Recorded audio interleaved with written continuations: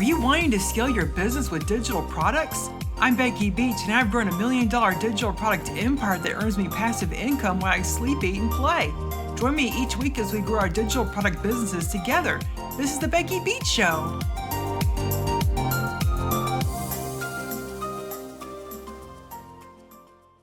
Well, hey, welcome to the Becky Beach Show. I'm Becky Beach, and today's guest is Bill Rice. He's the owner and CEO of BillRiceStrategy.com. Welcome, Bill. Hey, it's great to be here. I appreciate the opportunity to talk to your audience. Oh, yeah. Yes, I'm really excited to talk to you today. Bill Rice is really great at getting leads with AI and a number of other things dealing with strategy and marketing. We're just really excited to have him here today on the show. Bill, could you let us know more about you and how you got started doing this? Yeah, absolutely. So my journey's been I've been doing this for about 30 years. So it's been a little bit of a long and meandering one. I started way back in the day in the Air Force, in intelligence, actually. There's a little bit of a thread there. So I was doing counterintelligence operations, and it was the very earliest days of the internet. And we were taking a lot of what we were doing in traditional intelligence, and we've all seen the movies and that sort of thing. I always say it's more exciting on the outside than it is the inside. It was a lot of bureaucracy and red tape and that sort of thing. But one of the fun things I did was start to transition some of those tactics and techniques onto the internet, because we saw a lot of those activities starting to take place on the internet. And again, depending on how old you are, things like IRC chats and sort of the early days of those little places and forums and that sort of thing. But long story short, I kind of made a transition out of there, started working for some other intel agencies that most of us have heard of. And at a point in time, the sort of lure of the commercial market was strong. They were paying a lot more than I was getting paid. And so I had to figure out how to transition myself, what I was doing, into the commercial marketplace. And I started for a brief time, sort of translated myself on my resume into an internet security guy, because I knew a lot about the internet and tracking bad guys and stuff like that, and got involved with an early startup, one of the first internet-only banks.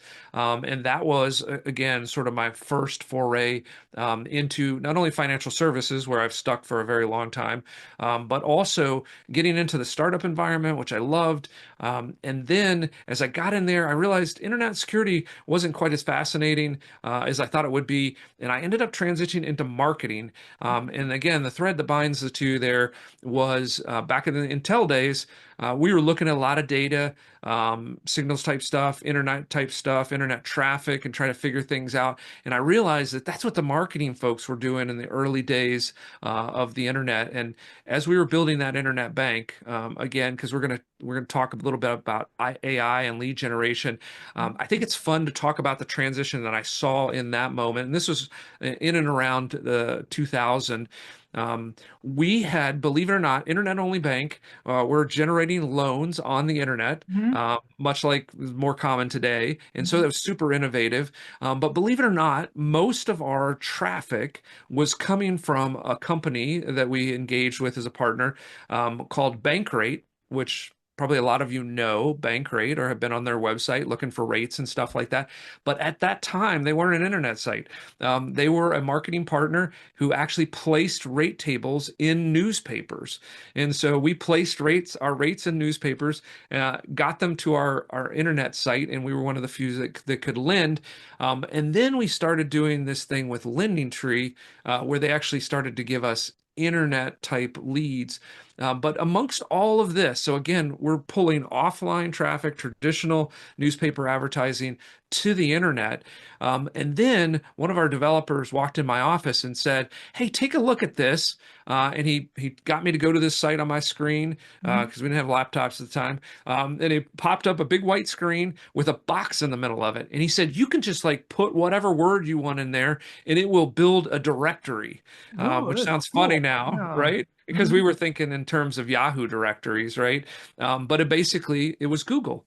And so at that moment, we had to quickly figure out this new black box of like, how do we get our like Yahoo directory? You just called Yahoo and you would spend a lot of money and you would get your thing in the directory. But Google had this like they wanted you to earn your way in. So we had this black box we were figuring out. Mhm. And I tell that story because now, here some 30 years later, we're in this moment where we've got a new black box to figure out. And you Yeah. mentioned before the call that, you've gotten some business from ChatGPT or from some of these AI things, and Mhm. we're now trying to figure out like how do we get in that black box. So that's the long journey and intro to kind of who I am and what I do. So Yeah, very interesting. Like I also worked for the government myself. I was at the BXPX, the exchange it yeah, was called at yeah, the time, and I was doing like website design, like really early in the 2000s. And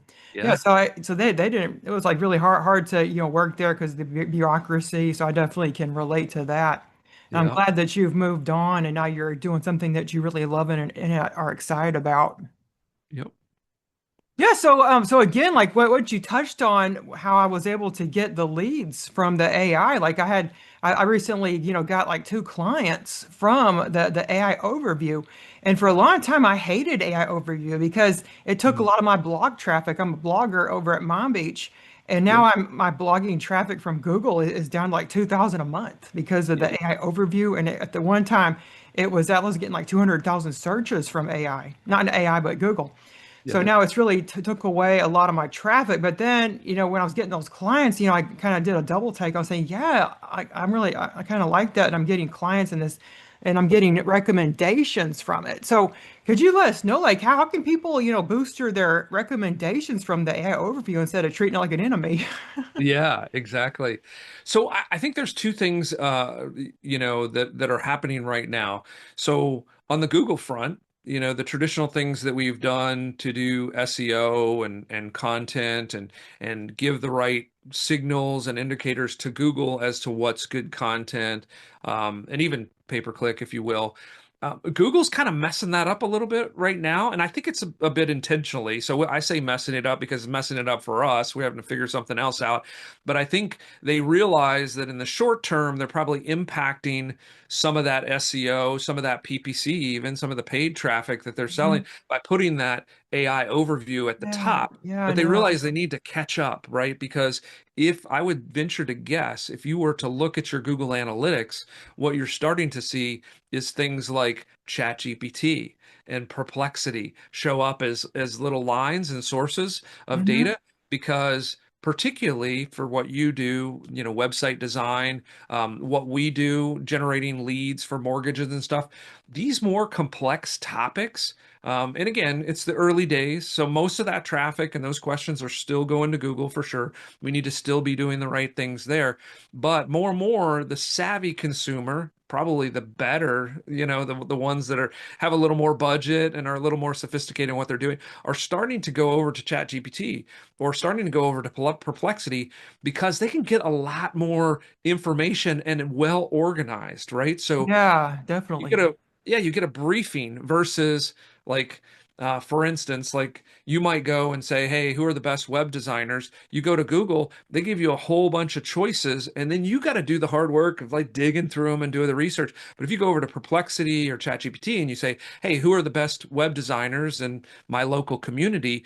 It'll give me a briefing. It'll say, hey, here's the ones that you have to choose from. And it'll probably give you a chart that tells you like what one is better than the other. So I think a lot of that traffic is going to start going over to these large, what we call large language models, because I think the user really likes to have that sort of done for them briefing, because they Mhm. don't understand. The reason they're going there is they don't understand web design. They don't know exactly what they need to do. And if you can be in there, then that works. And kind of to your question, right now, again, this is why I opened this way. Google was a black box. And we as SEOs have tried a bunch of stuff. We've compared notes with other SEOs, and we kind Yeah. of know how this black box works. Now these LLMs are another black box. But the one thing that we are finding is we're starting to test things because it's the early days. I think this will probably change. But those large language models are gathering data just like Google is. And so a lot of the things that works for Google also gets you into those Mhm. large language models. The Yeah. only real difference that we see, and we could talk about this in a second, but some of those things that you're doing, and probably the reason you got that AI lead is because of the good things that you did to get Google, even though that traffic's declining, you will probably start to see some of that AI traffic increase because of the good work that you've done for Google. So some of those are analogous. We can talk about some of the more nuances of what is different. But for now, just to kind of open the discussion, a lot of the good work you've done on the SEO front will still yield you well on the LLMs. Yeah, it's very, very true. I was telling you before the call, well, I had like my hot water heater leak. So my whole living room, like about half of it was like flooded. So I had to have a home restoration specialist come out. And I ended up I'm ended up doing a barter because I'm going to do his SEO for his website in return for him to fix my living room. He finally fixed it, and I'm waiting on more information to do his SEO. I made this post on my mom blog. It was a review about his services, and that was featured in the AI overview. I have a screenshot of it, Uh, and it was featured in the AI overview, and it recommended his business based on my review. So it can be helpful to businesses if you're able to get an influencer like myself, do a review for your business, or even have a high-ranking site. Because my blog ranks as a DR 58. So yep. it's pretty high up there, and his own site was a 6. So Uh, I was thinking, like, how can I get his site to rank if it being a 6? And I checked his profile, and he's listed on a lot of really low sites. Like, he has a really poor link profile. So even if your site has a really bad link profile, what can you do to be able to get increased in the Google search? Yeah, this is where I think, particularly local SEO is going to change a lot, right? Because Hmm. most of what, unfortunately, local service providers have had to rely on is really a monopoly, right? Google My Business. Because for most of those type of businesses, the consumer is searching for, a home restoration or an HVAC in my area. And so Google pushes its listings right to the top, and then it's kind of a little bit of a disadvantage for some, right? If you're outside of city center, you're just automatically going to get pushed down because you're just not as close to the city that Hmm. intuitively somebody would search for. But then you're also kind of dependent on them and to work on it and to kind of do that kind of SEO because you need the reviews, right? Because the reviews kind of help you there. And then to the link profile, what we see with a lot of those, and I don't do a ton of local, but what we do see when we look at those local providers is they've usually gone down the path of doing a whole bunch of those directories. So they got all these crappy, you know, not Yelp and Google My Business, but all those other crappy little like one-off directories, and they've linked all that into their site and kind of destroyed it to some degree. So to your point in your example, I think what local SEO is going to look like in the future, because I think more of this stuff will come through AI or even just talking to your phone and using whatever AI is plugged in there. Having a website where you're sharing specific client stories. You've got charts, and tables. Hmm. This is one thing that we've found out. Large language models, at least right now, loves tables and charts, right? So if you do a chart that compares like this type of repair versus this type of repair, Hmm. or maybe even compares you to competitors, loves charts, loves tables, but having like specific articles or content related to Hmm. very specific nuanced scenarios like what to do when your water heater leaks, what to do, or how long will my water heater last, or Yeah. what's all this white stuff around the hose that goes from my air conditioner into my house, those kind of things. LLMs just gobble that up and can quickly make his, level 6 website go to a whole different level because these LLMs are just they're dying like the early days of Google. They're dying for content, and so the Hmm. more nuanced you can get, the better. And then kind of the double down on that is again, this takes a little bit of work, and you've got to figure this out and a little bit of talent. But having AI produce that content for itself is super effective too. Because if you tell AI, hey, this is my business. Take a look at the website, learn who I am, and then write me something that is likely to show up in the large language models. What you're going to notice is you're going to see those charts and tables, and you're also going to see a much choppier article. They love list. So again, the thing that large language models prefer that Google doesn't seem to be as concerned about is structure and order. Mhm. Um, and some people will say, well, that's not readable. That's not like a pleasant article. But, in our attention deficit sort of world that we live in, humans kind of start to prefer those lists more and more. So writing the Great American Novel on your blog is probably not helping you as much anymore, is just really breaking things down into well-organized sets of lists, tables, charts, things that are really easy to consume and sort Mhm. of see quickly on your phone. Well, I have like a friend that runs like a WordPress business, and she's been saying that she's using schemas to get her Yes. clients' websites to show up in the AI overview. Like, what are your thoughts on that?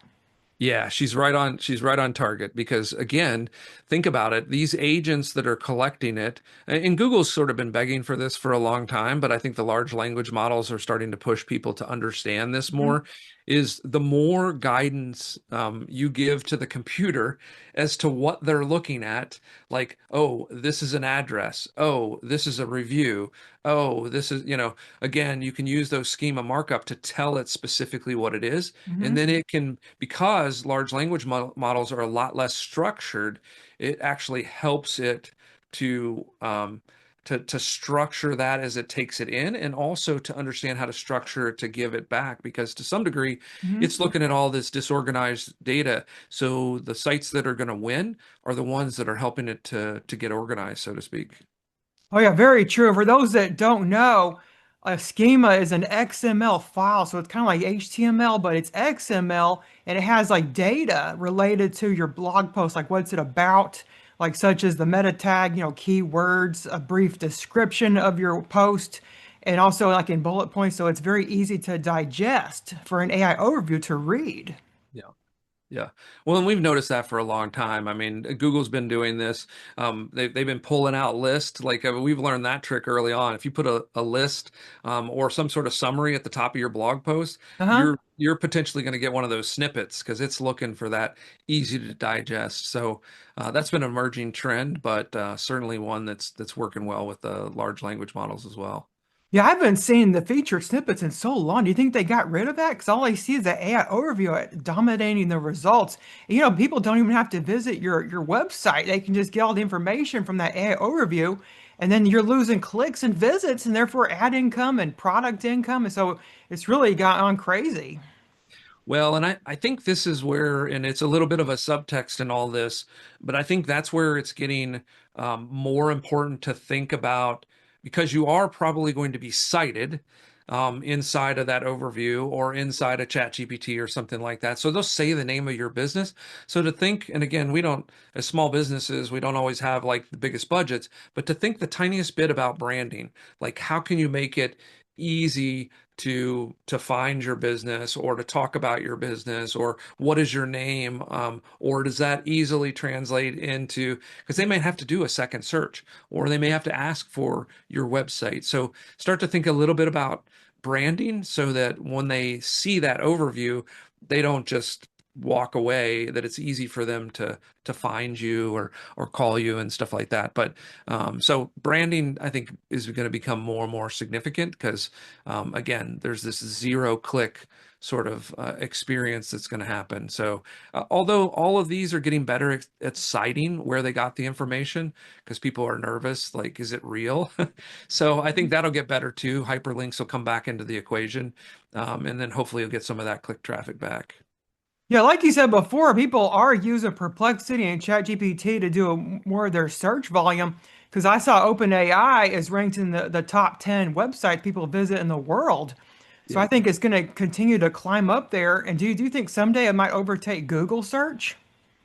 Yeah, I think that's what Google's trying to defend against like really quickly. And like I said, I think they've impacted and take we do a lot of pay-per-click and Google ads and that sort of thing. And we've seen a real direct impact because those, even though I think they try to deconflict, those sort of paid terms versus more informational terms, I think there's still some crossover because the quality of our Google Ads and pay per click is impacted. So I think Google is taking a very intentional sort of risk position here to say, hey, we got to figure this out. We got to look more like Perplexity. Hmm. And so I think everything's going to shift that way. I think Google still hold a strong position. They've got some great models and stuff like that. But for us as marketers, the world is changing again. So we'll probably have to figure out more than Google does. But I think the consumer prefers chatting and getting a human-like response back. And so everybody will move with that. Oh yeah, certainly. So what would you say to someone out there that has a store and they want to use AI overview to get more, leads to their store and get more product sales? Like what would you say to that person? I mean, honestly, I think the right first step is to and a lot of these small businesses, again, they became over reliant on Google My Business, and Hmm. so they sort of abandoned the website. I think the website's going to come back in because that's what large language models. That's the only thing they can look at. Like they maybe see your Google My Business, but seeing a website that's well organized, has information about your products and services, um, Yeah. clearly uses schema to identify your location and your phone number and your service areas and your services Hmm. is going to be really important. So I think we're going to, and this probably sounds strange, but I think we're going to see a resurgent of the small business website. And if I was a small business owner, I would make some small investment there. To get that information updated back out there and organized in a fashion that the large language models can even look at. Because if you look at some of these, poor small businesses that Hmm. haven't invested or haven't, again, maybe not even have the resources. Some of these things look like the 1990s, like your restoration folk. If you looked at his website, it probably Hmm. looks like it's from the 90s, right? And Hmm. that's not going to serve him well in this kind of new world. Yeah, he told me that he's paying this agency that's like focusing on restoration companies. Uh, And he's paying them 1,500 a month. And I looked at his website and his link profile, and he had no keywords for even what he's doing. Like it was just very obscure type of keywording on his. It's like a WordPress blog they had him on, and they made the WordPress blog for him. And he's paying them 1,500 a month to update his pictures and to supposedly do his SEO and to get his site ranking. And he's really upset with the results.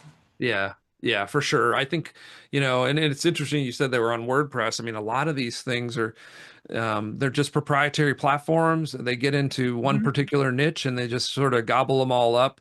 And again, I think they've been able to exist like that because Google My Business has done so much of their work for them.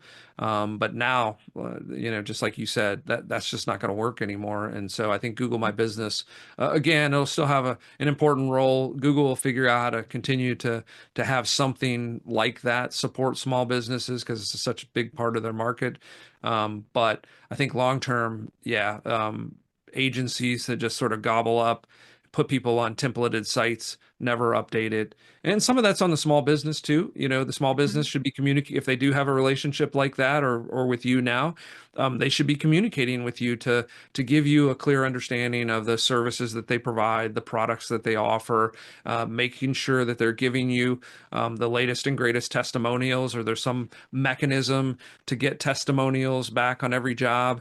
And then, of course, pictures. I mean, we've got great cameras in our pockets now with phones. Yeah. With small business people, I tell them like pictures sell your business. Like a happy client, Hmm. a done job, something that, those pictures, you can take such good, quick snapshots on your phone, get those on your website. And again, that's going to help you with the large language models, and Google is having those images. I mean, there's a lot Yeah. of for this kind of business, there's a lot, and realtors and stuff like that. There's a lot of conversions that happen off of image searches, right? So don't forget about that world as well. And then, of course, video. We talked a little bit about video Hmm. before the call, but I think video is an emerging platform that's for people that are not handy like myself, I spend a lot of time on YouTube trying to figure things out. And the moment it gets too complex, I'm probably going to call the person who's showing me how to do it. So I think that's another opportunity for small business service type industries is, show what you do, show the Hmm. quality of your work, how to get things done, show people simple things. And then I think for the more complex things or the moment they get in trouble, trying to do it themselves, that's an opportunity for you to get a lead. Oh yeah, certainly. Yeah, I once had a plumber come over, and I was like mentioning how he could get his site ranked. I was hoping to get his business, and then he told me that he doesn't want to share how he does like plumbing work on YouTube, for instance, because he's afraid that people will just see how to do it and they won't even bother at calling. Like, what would you say to those people? Yeah, I mean, I think that's a bit of a misplaced fear, honestly, because again, most of he's not. This is my opinion, of course, Hmm. but he's not getting business from people that like that he's hiding from, right? I mean, Hmm. most of the people that call him either don't know how to do it, which is probably a big category, are in a moment of panic, right? Because something's going wrong. They don't even have time to figure it out, right? Because they've got a case like that, or it's just a convenience. Like I don't want to like personally like an hour of me figuring out lead generation is a lot more valuable than me figuring out how to swap out my toilet, right? So I think convenience is a factor, but the moment that he tries to keep this a secret, Hmm. one, there's already 10 other plumbers that have shown everybody anything that he could show them, and Right. then he just gave all the business to those other 10 plumbers. So Yeah. I think that's always hiding even my lead generation. I do a lot of videos that show lead generation. I go on to podcasts and talk about it all the time. Hmm. It's like, Hmm. if you're so inclined to do it yourself and you can be effective, great. Then I've, made a loyal fan. But most of you can't and won't. And so that's an opportunity for me. And if I didn't do that, I'm ceding all that opportunity to some competitor who's willing to get out there and show a little of the secret. Well, what would you say? Say someone out there that's thinking, well, that's really neat, but I don't really have the time to make a whole YouTube video. Could I just, do a small video on TikTok? Is that going to help me with my leads? Like, what do you think of that? Yeah, I mean those short, even on YouTube. I mean the short form video Mhm. it is probably, I mean, there's a longer nuanced discussion about like short versus long and stuff like that. But if you're so inclined to take your phone and do a short form video, I think you're going to have just as much success with that. Most of the time anymore, I'm not sure about the conversion rate, but the time, you just look around, look at my kids, look at my wife, look at my friends, like they're Mhm. all scrolling short form video, right? And so it would be silly to not think that that would yield just as good a results as a long form. So it's really whatever you have the time and kind of what feels right. But short form, yes, absolutely an opportunity because again, people don't have a lot of attention anymore. And if you can show them how to, Yes. find out how to, find your ring in the sink and that little catch at the bottom in you know 10 seconds or less and save that wedding ring, then that's probably going to be a value add, and they're going to put you in their little contact database for when they need a plumber. What kind of challenges do you see with people that are wanting lead gen? Like, what kind of challenges do you see them facing? Yeah, I mean, I think in general, like Legion uh, is like, for instance, for us, we focus on financial service and we do a lot around mortgages and fintech and those sorts of things. So, Mhm. lead gen in that context has a lot of specific nuance to it. There's a lot of compliance, there's a lot of regulatory stuff in there. There's a lot that you need to know about the products and those sorts of things. So when you're looking for lead gen or you're trying to figure out lead gen, one, if you're doing it yourself, there's only really a few channels, right, that you can use on your own. You can do like you did. You did a blog, and you did some SEO, and you published some articles, and that's a great way. Again, depending on how much competition there is, that can get you into position really well. It works great for local. Works great if you're in a niche, those sorts of things. If you're a little bit broader and more competitive, you might have to go into the paid. So Google ads, Facebook ads. The moment you go there, now you're getting more technical. That's where you're probably going to want to get somebody, whether it's a freelancer or an agency, somebody that has some specialty there. Email is great. As you're putting together clients or you're encountering like the plumber that you talked about or the restoration, hopefully he has a database and he's sending emails out to you occasionally. Because just because you did restoration with him, Hmm. he probably does some other things, or you can refer him. So email's a great strategy. Still probably one of the best and the cheapest ways to generate leads. So your database is everything. Even you as a web designer, you've got a lot of past clients and people that you've worked with. I know in the worst of my cycles as an entrepreneur, I always tell this story in those dips. And I don't know why the number's 12, but there were kind of two times that this really happened. I just went to my past clients and people that I knew, my contact. I pulled out 12 of them and I emailed all 12 of them and I said, Hmm. hey, this is what I'm doing. This is what I'm working on. One, I was surprised how many people replied back to me and was like, oh, I didn't know that's what you did, or I didn't know that you're kind of doing something different or whatever. And then in each of those cases, I got 2 to 3 clients. So it's kind of the quickest, fastest way. So, any small business or any business that's been doing anything, probably has you know 20, 30, 50, 100 people sitting around that they haven't communicated with in the last 3 to 6 months, Hmm. just reminding them what you do and that you would love to have a referral, or if they have a need, you'd love to service them. That's an automatic couple of clients right there. Oh yeah, I think that all of them should get CRMs, and I like to use Monday for mine and just keep Yep. track of like VIP clients. And I'll usually give them a discount. Like recently, like I'm also a course creator, and I created like a course that I'm selling right now, and I had a student reach out wanting a discount because because she's like on a budget, and so I gave her the discount because I see in my CRM that she has bought over $2,000 worth of stuff from me before. Nice. So because of the CRMs, you can keep track of like VIP clients, and I really recommend those people. If someone is out there as a service provider, like you should also keep track of your VIP clients too with like a CRM such as Monday. That's the one I like to use. There's also I recently I got into using High Level. You heard of that? Yeah, high level is a hot one within our agencies. We're white labeling some of those solutions specifically, which is nice because I like high level, especially if you're serving lead generation clients or you want to get in the CRM business, because once you kind of dial it in, you can literally make a copy of it. Hmm. And then optimize that for another client. But if you are in a niche, high level is great for that. I would suggest that's a really kind of easy business to start. CRMs are so valuable in that way.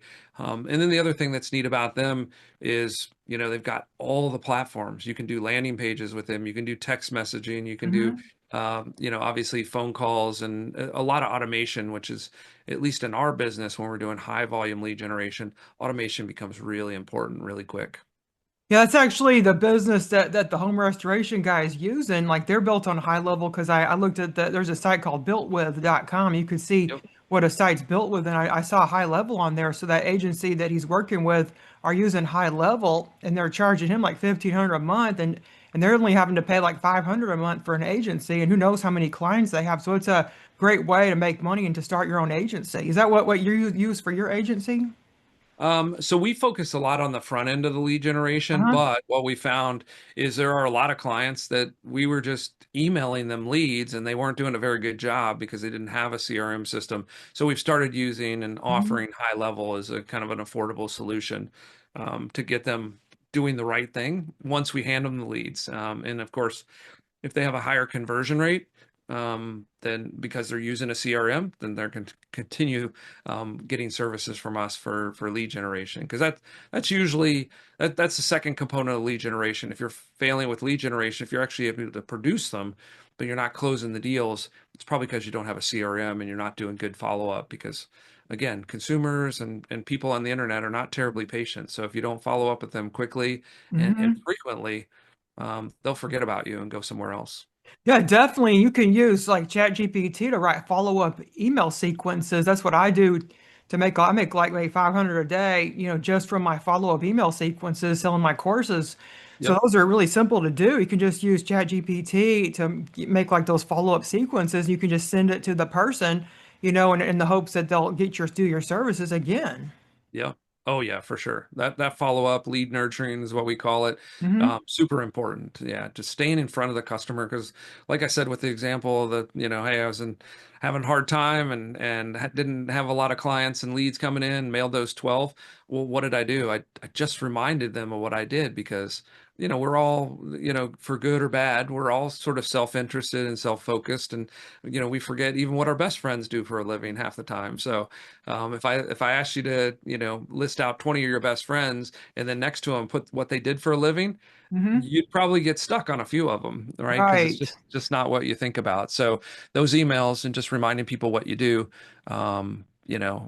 it helps on a couple fronts. Well, one, it's usually motivating, right? Because they want to cheer you on. They're your friends, but then they probably give you a couple referrals too. Oh, yeah, definitely. So let us know more about your business, how people could find you to work with you. Yeah, so I focus a lot these days on strategy, and so BillRiceStrategy.com Hmm. is my primary focus there. On there, you can get more information about playbooks and that sort of thing if you're kind of in the industries that I serve. And then probably the most valuable thing that I do is a newsletter that's called MyExecutiveBrief.com that you can sign up for. It's on Substack, and I actually kind of built that out of my own need. As you might have heard my voice, or hopefully. I'm super curious. I like to be on the front end and the edge of sort of emerging things and kind of know Yeah. how these things are. And so I started building this executive brief to be kind of like a chief of staff for me to help me sort of categorize and talk about the things that I'm seeing and where I think things are headed. And it's just always been that curiosity. And so now you can get what used to be a copy for me, you can get a copy for yourself by signing up for that newsletter, myexecutivebrief.com. Oh, great. Yeah, we'll have all of Bill's links in the show notes over at BeckyBeachShow.com. And didn't you say you also had like a freebie to give as well, or is that the newsletter?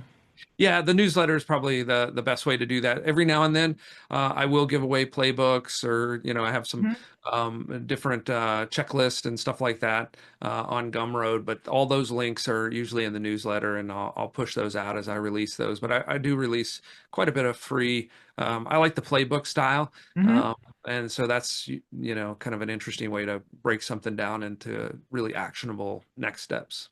Oh, sure. Well, Bill, do you have any last words for our listeners today?